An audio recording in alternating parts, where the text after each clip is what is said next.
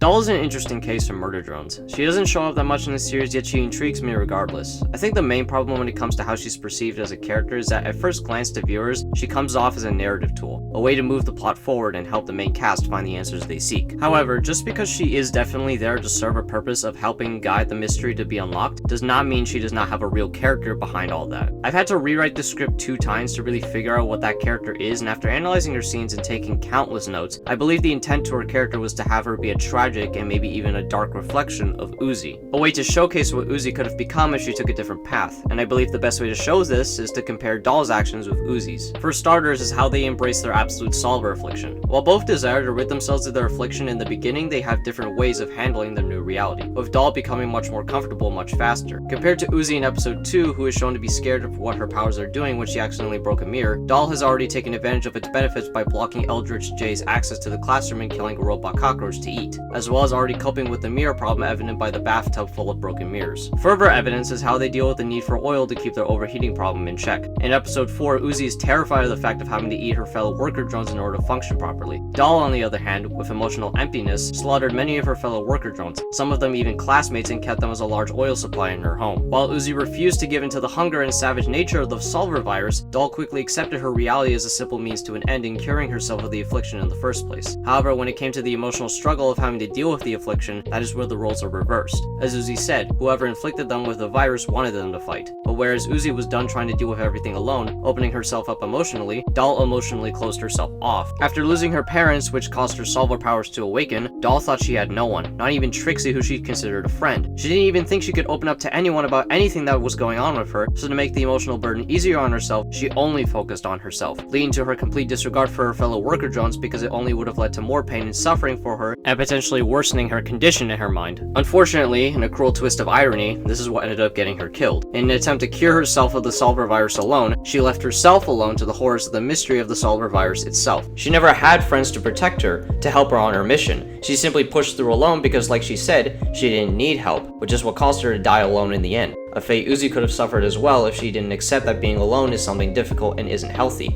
and that opening herself up to others for help makes the journey easier. Doll came looking for peace, and oh boy did she try, even down to coping with the loss of her parents by keeping their corpses around, but in the end she simply fell into the absolute solver's trap, emotional isolation, resulting in her being isolated from anything she had in her previous life and leaving her isolated alone down in Cabin Fever Labs for good.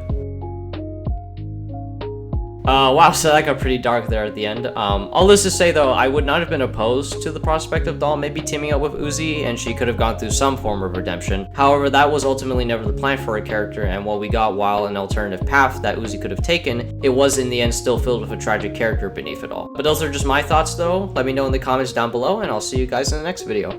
See ya.